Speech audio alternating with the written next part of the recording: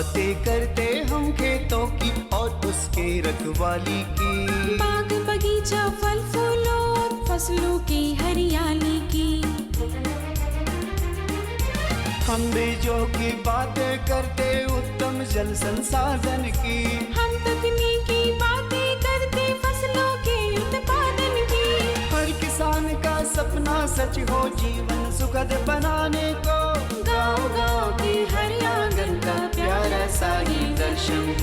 कृषि दर्शन, कृषि दर्शन, कृषि दर्शन, कृषि दर्शन, कृषि दर्शन, कृषि दर्शन, कृषि दर्शन, कृषि दर्शन। ना हो परेशान, खेती बाड़ी है आसान, बस समय का रखे ध्यान। नमस्कार, कृषि दर्शन कार्यक्रम में आप सभी किसान भाई बहनों का स्वागत है। हमेशा की तरह सबसे पहले हम देख लेते हैं कृषि समाचार। नमस्कार, कृषि समाचार में आपका स्वागत है। मैं हूं गोपाल कृष्णा। आइए देखते हैं आज कृषि समाचार में क्या है खास। राज्य में समय समय पर चलाए जाते हैं बीजोपचार कार्यक्रम। बरसात के मौसम में गायों को बचाए दस्त की समस्या से। हील पर बीज की बुआई के लिए बेहतर है नवीन डिबलर।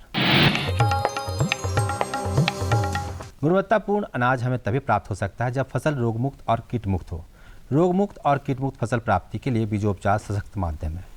कृषि विभाग झारखंड समय समय पर राज्य के विभिन्न जिलों में बीजोपचार कार्यक्रम चलाती है, जिसके अंतर्गत किसानों को बीजोपचार करने के तरीके बताने के साथ दवाइयाँ भी मुहैया कराई जाती है। राज्य के कृषक इन कार्यक्रमों द्वारा लाभान्वित हो सकते हैं। फसलों उत्पादन के लिए समय समय पर खेत की मिट्टी की जांच करना बहुत जरूरी होता है, क्योंकि सही उत्पादन लेने के लिए संतुलित मात्रा में खाद एवं उर्वरक हम तभी प्रयोग कर सकते हैं जब मिट्टी में मौजूद उर्वरक तत्वों का सही ज्ञान होगा। जांच से ही मिट्टी में पोषक तत्वों का सही प्रतिशत का मान पता चलता है। साथ ही मिट्टी की अम्लता और क्षारीयता का भी पता चलता है, जिससे हम उचित खाद, उर्वरक, मुद्रा सुधारक और उचित फसल का चुनाव कर सकते हैं और अच्छी मात्रा में गुणवत्ता युक्त फसल प्राप्त कर सकते हैं।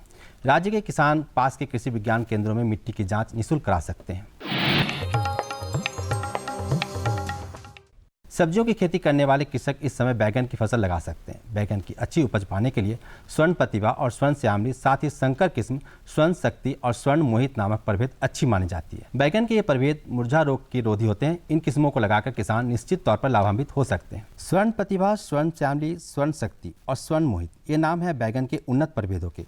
बैगन के इन प्रभेदों के 500 से 600 ग्राम बीज प्रति हेक्टेयर के दर से बुआई कर और उचित कृषि कार्यों को करके लगभग 200 से 250 क्विंटल बैगन प्राप्त किया जा सकता है। बरसात के मौसम में गायों में दस्त की समस्या हो सकती है। संभवतः यह समस्या हरा चारा के अधिक सेवन के कारण हो सकता है। हरे चारे में पानी की ज़्यादा मात्रा के साथ विषाणुओं का प्रवेश भी गायों के शरीर में हो जाता है, जिससे दस्त की समस्या मवेशियों में हो सकती है। जिसे बचने के लिए हरे चारे को थोड़ा सुखाकर मवेशियों को खिलाना चाहिए। ताज़ा और स्वच्छ पानी देना चाहिए। नाले, गंदे तालाबों इत्यादि का पानी नहीं पीने देने से बचना चाहिए। हील पर बीजों की बुआई करनी हो तो कृषक नवीन डिबलर नामक कृषि उपकरण का इस्तेमाल कर सकते हैं। यह उपकरण बहुत ही कम समय और मेहनत में बुआई कार्य करने में सक्षम है। इस उपकरण का नाम है नवीन डिबलर। यह उपकरण हील पर बीजों की बुआई कार्य को आसान करता है। इस उपकरण द्वारा एक दिन में लगभग 3500 हील पर बुआई की जा सकती है। इस उपकरण को प्राप्त करने के लिए कृषक बिरसा कृषि विश्वविद्यालय के अभियंत्रण विभाग से संपर्क कर सकते हैं। और अब एक नजर राज्य के कुछ प्रमुख शहरों के मौसम के मिजाज पर। आज राज्य के कुछ प्रमुख शहरों के तापमान इस प्रकार दर्ज किए गए। रांची अधिकतम 36 डिग्री सेल्सियस और न्यूनतम 18 डिग्री सेल्सियस। देवघर अधिकतम 36 डिग्री सेल्सियस और न्यूनतम 22 डिग्री सेल्सियस। जमशेदपुर अधिकतम 39 डिग्री सेल्सियस और न्यूनतम 24 डिग्री सेल्सियस। मेदिनीनगर अधिकतम 38 डिग्री सेल्सियस और न्यूनतम 21 डिग्री सेल्सियस।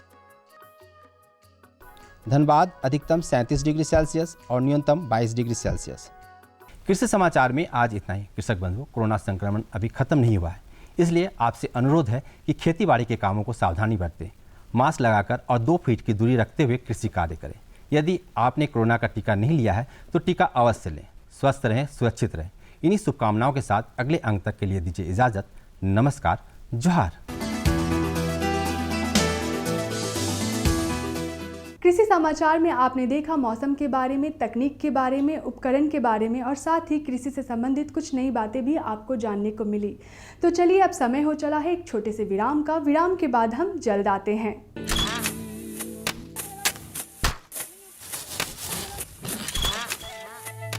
भारत एक कृषि प्रधान देश है। भारतीय अर्थव्यवस्था में कृषि एक मुख्य स्तंभ की तरह है और हमारे किसान अन्नदाता। लेकिन कभी कभी प्रकृति के सख्त तेवर के कारण हमारे किसानों को उचित कृषि उत्पाद हासिल नहीं हो पाता। ऐसी स्थिति में उन्हें सुरक्षित रखने के लिए प्रधानमंत्री फसल बीमा योजना प्रदान की गई है। प्रधानमंत्री फसल बीमा योजना को किसानों तक पहुंचाना और उन्हें लाभान्वित करने का काम बैंक और राज्य स्तरीय बैंकर समितियां यानी SLBC की हैं। इनमें सार्वजनिक और निजी वाणिज्यिक बैंक के अलावा क्षेत्रीय, ग्रामीण, सहकारी बैंक के साथ साथ कई प्राथमिक कृषि सहकारी ऋण समितियों को भी शामिल किया गया है। इस योजना का लाभ उठाने के लिए किसानों का नामांकन जरूरी है। इस समय 540 बैंक की 1.5 लाख शाखाओं के द्वारा किसानों का नामांकन किया जा रहा है। प्रधानमंत्री फसल बीमा योजना एक कारगर उपाय है। ये हमारे लिए सुरक्षा कवच की तरह है। फसल अगर बर्बाद भी हुई तो भी हमें मुआवजा मिल जाता है। जमीनी स्तर पर की गई समीक्षा और अध्ययन के आधार पर कृषि मंत्रालय भारत सरकार की योजना प्रधानमंत्री फसल बीमा योजना में कई बदलाव किए गए हैं। इस बदलाव के कारण किसानों की समस्याओं का निदान कर उन्हें और सशक्त बनाया जा सकेगा। इसके अलावा SLBC और बैंकों के कार्यों और भूमिकाओं को और अधिक विस्तृत किया गया है। इसके अंतर्गत प्रधानमंत्री फसल बीमा योजना में किसानों का नामांकन अब उनकी इच्छा पर निर्भर है। वो नामांकन के लिए स्वतंत्र हैं। योजना के बेहतर कार्यान्वयन के लिए बैंकों के कार्यों में किसान अकाउंट के दावे का निपटान, ऋणी किसानों का प्रीमियम काटना और गैर ऋणी किसानों से प्रीमियम जमा करवाकर बीमा कंपनी को भेजना, राष्ट्रीय फसल बीमा पोर्टल पर किसानों के विवरण की अपलोडिंग, फसल हानि की समीक्षा को सुनिश्चित करना और किसानों की फसल हानि की सूचना बीमा कंपनी तक पहुंचाने का काम भी बैंकों के द्वारा ही किया जाएगा। इसी प्रकार योजना को क्रियान्वित करने वाले बैंक योजना से संबंधित विशेष जागरूकता अभियान को समय समय पर ऋणी और गैर ऋणी किसानों के लिए आयोजित करेंगे। ऋणी किसानों को योजना में भाग लेने के लिए उन्हें कॉल या SMS के द्वारा भी संपर्क और सूचित किया जाएगा। नामांकन की सुविधा के लिए जन धन खाता या बचत खाते का होना जरूरी है। गैर ऋणी किसानों का बैंक में खाता मौजूद नहीं है तो पहले उनका बचत खाता खोलकर सभी सुविधाएं दी जाएंगी। बैंक की शाखाओं को घोषणा पत्र की हार्ड और सॉफ्ट कॉपी को भविष्य में पत्राचार के लिए संभाल कर रखना होगा और उसकी एक कॉपी या एक्नॉलेजमेंट किसान के हवाले किया जाएगा। नामांकन के लिए कट ऑफ डेट से 2 दिन पहले तक बीमा के लिए फसल का नाम बदलने का प्रावधान होगा। बैंक की शाखाएं नेशनल क्रॉप इंश्योरेंस पोर्टल पर सभी विवरण भी दर्ज करेंगी। सभी किसानों और विशेष ऋणी किसानों के आधार नंबर को जांचकर बैंक द्वारा अपडेट किया जाएगा। राज्य और जिला अधिकारी संबंधित एजेंसी और बीमा कंपनी के समक्ष किसानों को शिकायतों की सुविधा प्रदान करने का काम भी बैंकों के द्वारा किया जाएगा। SLBC बैंकों के लिए स्थापित एक शीर्ष संस्था है। यह संस्था राज्य सरकार और भारत सरकार के साथ समन्वय स्थापित कर सदस्य बैंकों के द्वारा प्रधानमंत्री फसल बीमा योजना को क्रियान्वित कर भारत के किसानों को सशक्त करने का काम कर रही है और उसका सीधा लाभ हमारे देश के किसानों तक पहुंचाया जा रहा है। सशक्त किसान, देश की शान। विराम के बाद आप सभी किसान भाई बहनों का स्वागत है। तो आज की हमारी पहली जानकारी है आप सबके लिए उड़द एवं मूंग में लगने वाले रोग एवं उनके समेकित प्रबंधन। तो चलिए देखते हैं और फीचर और लेते हैं जानकारी। उड़द और मूंग हमारे यहाँ प्राचीनतम और कम समय में पकने वाली महत्वपूर्ण दलहनी फसलें हैं। उड़द के लिए नम और गर्म मौसम की आवश्यकता पड़ती है। वहीं मूंग की खेती के लिए भी गर्मियों का मौसम काफ़ी अनुकूल माना जाता है। वैसे तो हर प्रकार की मिट्टी में उड़द और मूंग की खेती की जा सकती है, लेकिन हल्की रेतीली और दोमट मिट्टी सबसे उपयुक्त मानी जाती है। आज हम आप पहुँचे हैं रांची स्थित बिरसा कृषि विश्वविद्यालय में और हमारे साथ कीट विज्ञान विभाग के विभागाध्यक्ष डॉक्टर PK सिंह जी हैं। आइए उनसे हम जानते हैं कि मूंग एवं उड़द में लगने वाले रोग एवं कीट प्रबंधन के बारे में। इस बार देखिए मानसून में बहुत अच्छी बारिश हुई, इसलिए हमारे जो किसान भाई हैं बहुत समय पर ही मूंग और उड़द की खेती कर दिए, बीज लगा दिए। और अभी के समय में जो पौधे हैं उनकी जो अवस्था होगी वो वेजिटेटिव ग्रोथ में होंगे, कुछ में फूल निकलने ही वाले होंगे। और इस समय में खास करके जो वर्षा हो रही है, ऐसे में 2-3 तरह के तो कीड़े लगते हैं। जो शुरू की अवस्था में जो कीड़े लगते हैं उसमें जो है कि पत्तियों से रस चूसने वाले, जिसमें एक माहू होता है और एक थ्रिप्स होता है और दूसरे एक वाइट फ्लाई होती है। इस तरह के कीड़े लगते हैं 3 तरह के। और जैसे ही फल बनने लगेंगे तो उसमें फल छेदक समूह के कीड़े आकर के फलों को नुकसान पहुँचाते हैं। और हमारे यहाँ रांची में चाहे झारखंड में जो सबसे ज़्यादा बीमारी लगती है खास करके उड़द में, जो कि वे वेब ब्लाइट जिसे कहते हैं। अगर आप देखें किसान भाई कि पत्तियों पर काले काले धब्बे बनते हैं और फिर बाद में कुछ जैसे जैसे बीमारी बढ़ते जाएगी तो धब्बे हटते चले जाएंगे और उसमें वेब मतलब जालीनुमा बन जाएगा और पत्तियां सूख जाएगी और पौधों को उससे काफ़ी ही नुकसान पहुंचाता है। तो हमारे यहाँ मुख्यतः यही बीमारियां लगती है और इससे फसलों को काफ़ी नुकसान होता है। बड़े पैमाने पर उड़द और मूंग की खेती कर किसान अच्छा खासा मुनाफा कमा सकते हैं, लेकिन कई बार फसल संबंधी समस्याओं के चलते किसान लाभ नहीं उठा पाते हैं। इन्हीं में से एक है फसल में लगने वाले प्रमुख कीट और रोग की समस्या। कृषि विशेषज्ञ बताते हैं कि इन फसलों पर लगभग 19 पादप रोगों और 64 हानिकारक कीटों का प्रकोप होता है। जो रासायनिक कीटनाशक है, जो जहरीली कीटनाशक है, इसका प्रयोग एक आवश्यक बुराई है, खास करके मूंग और उड़द में। क्योंकि ये जो फसलें हैं मूंग की वो 65 दिन में हो जाती है और उड़द वाले 70 से 75 दिन में हो जाते हैं। तो ऐसी परिस्थितियों में बहुत सोच समझ के किसान भाइयों को कीटनाशक का भी प्रयोग करना चाहिए। जैसे अभी के समय जैसे देखें किसान भाई की लगे हुए खेतों में, तो वो अपने खेत की निश्चित रूप से मॉनिटरिंग करें। मॉनिटरिंग करने में वो पाएंगे कि अभी भुआ पिल्लू दिखेगा। ये खास करके अगस्त से शुरू होता है, 15 अगस्त तक लगता है। भुआ पिल्लू जो होता है वो पत्तियों को खाता है और काफ़ी नुकसान पहुंचाता है। और शुरू की जो अवस्था होती है इसकी भुआ पिल्लू की, ये एक जगह समूह में रहते हैं और फसलों को काफ़ी नुकसान पहुँचाते हैं। और जहाँ थोड़ा ये बड़े हो जाते हैं, जैसे इनके जो सुंडी है उस पर बाल विकसित हो जाएगा, तो ये इधर उधर जाते लगते हैं और खा करके फसलों को काफ़ी नुकसान पहुंचाते हैं।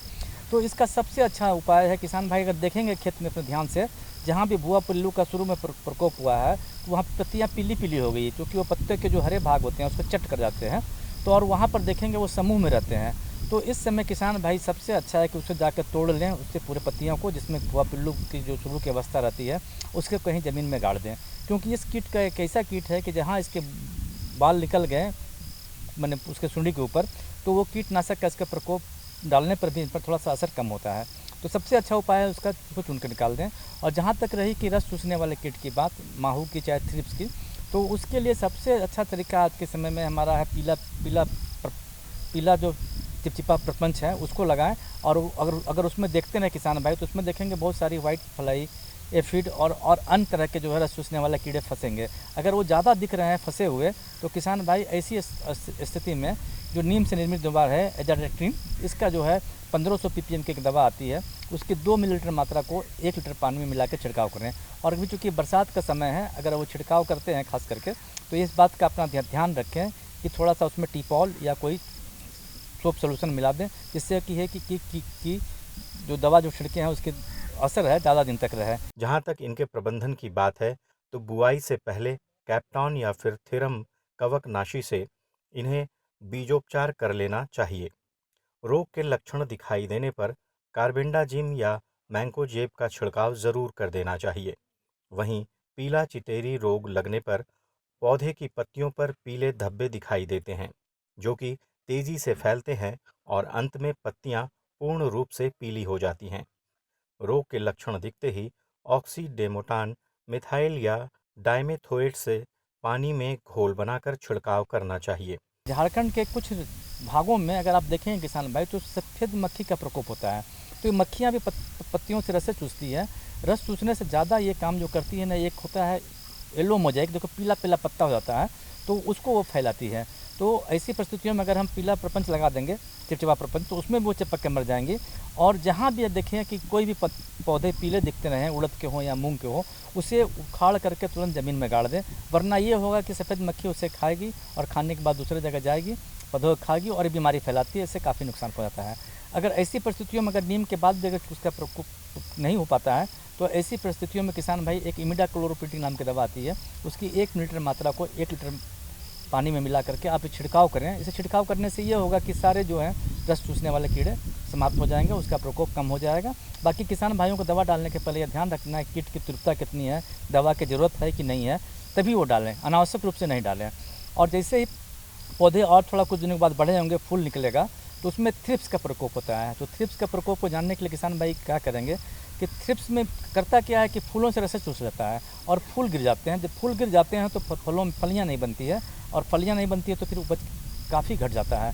और जैसे जैसे अभी के समय में धूप हो गया, वर्षा हुई, ज़्यादा धूप हुआ, तो थ्रिप्स का प्रकोप निश्चित रूप से बढ़ेगा। तो उसका भी नियंत्रण जैसे इमिडाक्लोरोपिड से हो जाता है या नीम के निर्मित दवा डालने से ही।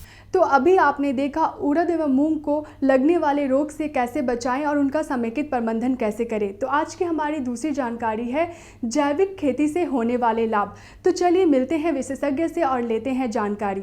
अगर हम जैविक खेती की बात करते हैं तो इधर कुछ दिनों में हमारे किसान जो हैं जैविक खेती की ओर अग्रसर हो रहे हैं, और निश्चित तौर पर जैविक खेती हमारे खेतों के लिए भी लाभदायक है।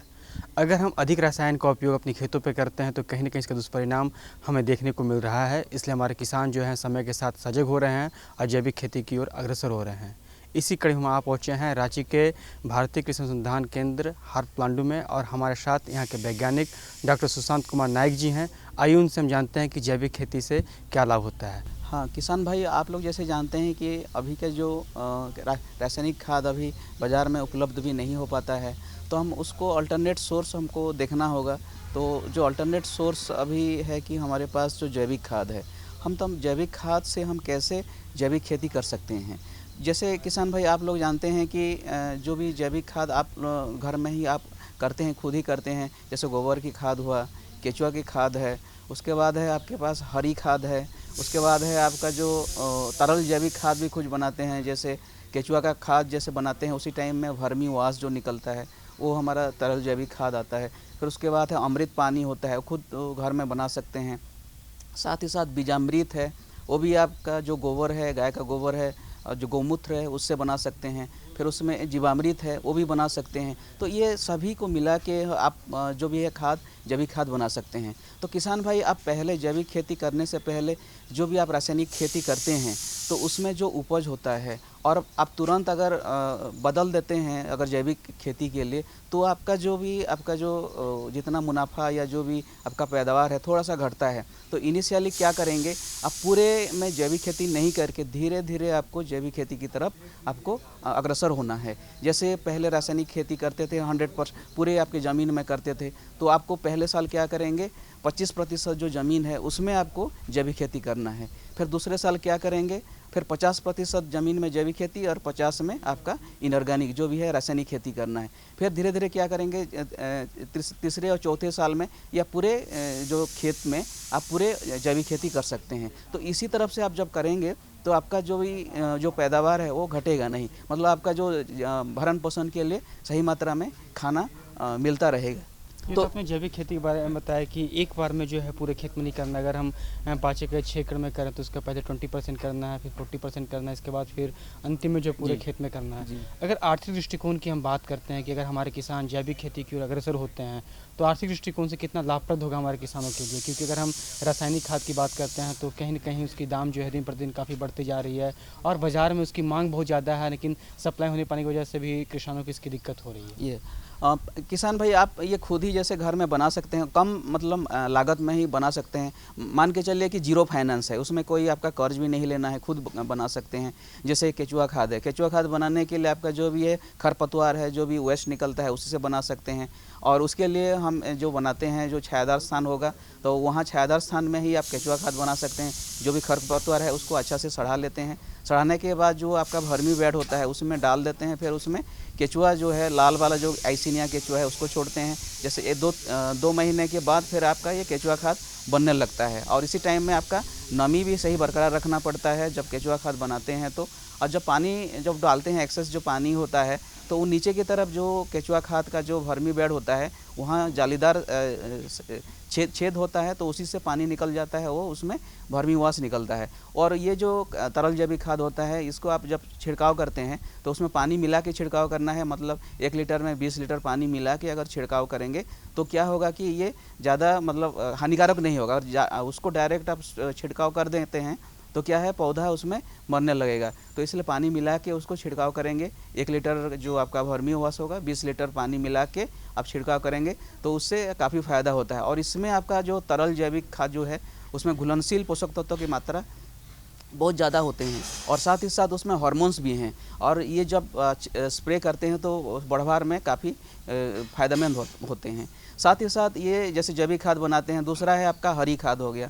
हरी खाद क्या है, जैसे बरसात के पहला मौसम में जैसे बरसात होता है पहले उसमें जोताई करते हैं। जोताई के समय आपका जो बीज होता है सेसवानिया या हम जो बोलते हैं धईचा बोलते हैं, उसको अगर छिड़क देते हैं जो ज़मीन में और उसको फिर हल चला देते हैं तो ये क्या होगा, मिट्टी ढक देता है और फिर बरसात जैसे 15 दिन के बाद फिर उसमें जन्म लेता है और 1 महीने के बाद जैसे पौधा 1 फीट जैसा हो जाता है फिर उसको हल चला के या ट्रैक्टर चला के फिर उसको मिट्टी में जोत देते हैं और फिर ये क्या है, सड़ जाता है। और सड़ने के टाइम में बहुत जल्दी जो भी पोषक तत्व है वो पौधे को मिलता है जो ज़मीन में ही रहता है। साथ ही साथ और भी जैसे मैंने तरल जैविक खाद की बात बताए थे, जैसे अमृत पानी हो गया। अमृत पानी बनाने के लिए आपको जो गोबर है, जो गाय का गोबर है, 1 लीटर गोबर ले लीजिए, उसके साथ 1 लीटर गौमूत्र मिला लीजिए, साथ ही साथ 50 ग्राम जो गुड़ है उसको अच्छे से मिला के इसको जो मिलने के बाद जो पेस्ट बनेगा उसको 100 लीटर पानी में मिला दीजिए और 3 दिन तक उसको ढक के रखिए। और सुबह और शाम उसको एक डंडा से उसको घाटना पड़ता है। और जैसे 3 दिन के बाद क्या करेंगे, फिर इसको आप पौधे में डाल सकते हैं, जैसे पानी या जो जड़ के जो है चारों तरफ डाल सकते हैं, या आप जो इरिगेशन जो चैनल है जहाँ पानी पटाते हैं वहाँ उसको डाल के आप पौधे में दे सकते हैं। दूसरा हो गया हमारा बीजामृत है। बीजामृत भी एक तरल जैविक खाद है। तो बीज का जो उसमें हम उपचार करते हैं, उसको बनाने के लिए आपको क्या होगा, जो गोबर हो गया 5 केजी ताज़ा गोबर लेना होगा, साथ ही साथ उसमें 5 लीटर आपके पास गौमूत्र होना चाहिए और उसमें 1 केजी का दूध चाहिए और 250 ग्राम उसमें चूना और 100 लीटर पानी।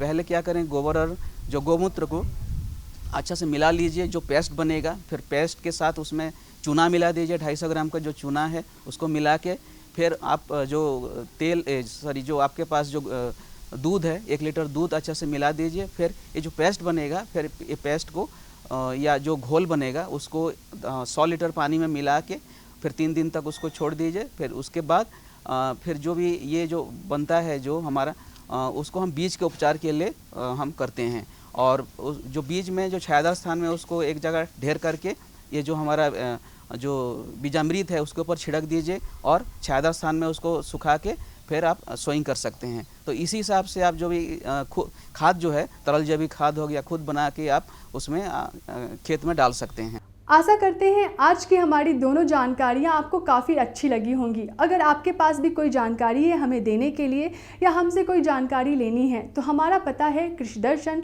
कृषि प्रकोष्ठ, द्वारा केंद्र निदेशक, दूरदर्शन केंद्र, रातू रोड, रांची। पिन संख्या है 834001। अब समय हो चला है आप सबसे विदा लेने का। इसी के साथ हमें दीजिए इजाज़त। नमस्कार। हम बीजों की बातें करते उत्तम जल संसाधन की, हम तकनीकी बातें करते फसलों के उत्पादन की। हर किसान का सपना सच हो जीवन सुखद बनाने को, गाँव-गाँव के हर आंगन का प्यारा सा ये दर्शन। कृषि दर्शन, कृषि दर्शन, कृषि दर्शन, कृषि दर्शन, कृषि दर्शन, कृषि दर्शन, कृषि दर्शन, कृषि दर्शन।